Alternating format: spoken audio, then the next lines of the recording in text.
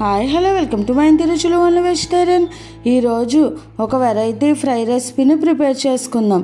దొండకాయతో మెంతి కారం ఫ్రై. ఈ ఫ్రై చాలా టేస్టీగా ఉంటుంది, క్రిస్పీగా ఉంటుంది. వేడివేడి అన్నంలోకైనా బాగుంటుంది. అలాగే ఏదైనా రసం, సాంబార్ అటువంటివి చేసుకున్నప్పుడు కూడా సైడ్గా ఈ ఫ్రైని పెట్టుకుని తింటే చాలా బాగుంటుంది. ఇప్పుడు ఈ దొండకాయ మెంతి కారం ఫ్రైని ఎలా ప్రిపేర్ చేసుకుందామో వీడియోలోకి వెళ్దాము. ముందుగా ఒక 1/2 kg వరకు దొండకాయలు తీసుకుని ఇలా మనం పొడుగ్గా ముక్కల్లా కట్ చేసుకోవాలి. లేత దొండకాయలు అయితే బాగుంటుంది ఈ ఫ్రైకి. ఇప్పుడు ఇలా దొండకాయలు అన్నిటినీ కూడా ఇలా ముక్కలుగా కట్ చేసుకుని పక్కన పెట్టేసుకోవాలి. నెక్స్ట్ మెంతి కారం కోసం మనం మసాలాని ప్రిపేర్ చేసుకుందాం. దీనికోసం ఒక ప్యాన్ పెట్టుకుని అందులోకి ఒక 2 teaspoons పచ్చిశనగపప్పు, 2 teaspoons ధనియాలు, అలాగే 1 teaspoon వరకు మెంతుల్ని యాడ్ చేసుకోవాలి. మనం మెంతి కారం ఫ్రై చేస్తున్నాం కాబట్టి మెంతులు 1 spoon వరకు పడతాయి. ఇప్పుడు వీటిని మీడియం ఫ్లేమ్లో దోరగా ఫ్రై చేసుకోవాలి. ఇలా ఇవన్నీ కూడా ఇలా ఫ్రై అవుతున్నప్పుడు 2 teaspoons నువ్వుపప్పును వేసుకుని యాడ్ చేసుకోవాలి. తర్వాత ఇందులోకి కారానికి సరిపడా ఎండుమిర్చిని యాడ్ చేసుకోవాలి. నువ్వుపప్పు లాస్ట్లో వేసుకుంటే అన్నీ సమానంగా ఫ్రై అవుతాయి. అదే ముందు వేసేసుకుంటే కనుక మనకు సరిగా ఫ్రై అవ్వవు. ఇప్పుడు ఇందులోకి ఒక 1/2 teaspoon జీలకర్రను కూడా వేసుకుని ఇవన్నీ ఫ్రై అయిన తర్వాత స్టవ్ ఆపేసుకుని ఇవి ప్లేట్లో తీసేసుకుని చల్లారనిచ్చుకోవాలి. తర్వాత ఇదే కడాయిలోకి ఒక 1/2 cup వరకు ఆయిల్ని వేసుకోవాలి. కొద్దిగా ఆయిల్ ఎక్కువగానే పడుతుంది ఈ రెసిపీకి. ఇప్పుడు మనం ముందుగా కట్ చేసి పెట్టుకున్న దొండకాయ ముక్కల్ని యాడ్ చేసేసుకోవాలి. వీటిని కలుపుకుంటూ మీడియం టు లో ఫ్లేమ్లో ఫ్లేమ్ని అడ్జస్ట్ చేసుకుంటూ క్రిస్పీగా ఫ్రై చేసుకోవాలి.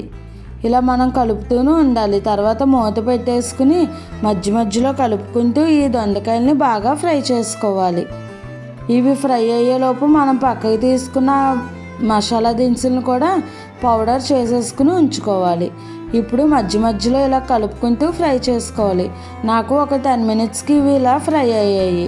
కొంచెం లేట్గానే ఫ్రై అవుతాయి దొండకాయలు అన్నది. టైం తీసుకుని జాగ్రత్తగా క్రిస్పీగా ఫ్రై చేసుకుంటే టేస్ట్ చాలా బాగుంటుంది. చూసారా, మనకు ఒక 75% వరకు ఫ్రై అయిపోయాయి. ఇవి మరికొద్దిగా ఫ్రై అవ్వడం కోసం మరలా మూత పెట్టేసుకుని మరలా ఫ్రై చేసుకోవాలి. ఇంకొక 5 minutesకి ఇలా ఫ్రై అయ్యాయి.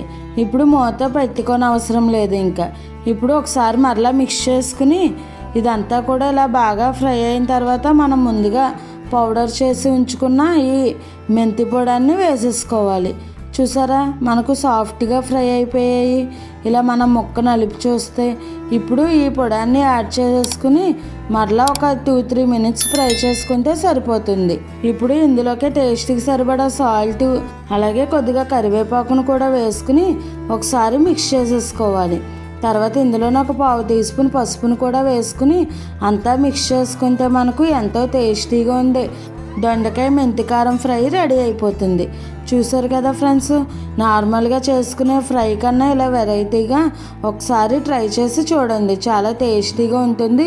అలాగే అన్నం కూడా మనకు బాగా మిక్స్ అవుతుంది, చాలా బాగుంటుంది. ఇప్పుడు వేడివేడిగా ఈ దొండకాయ మెంతి కారాన్ని సర్వ్ చేసేసుకుంటే సరిపోతుంది.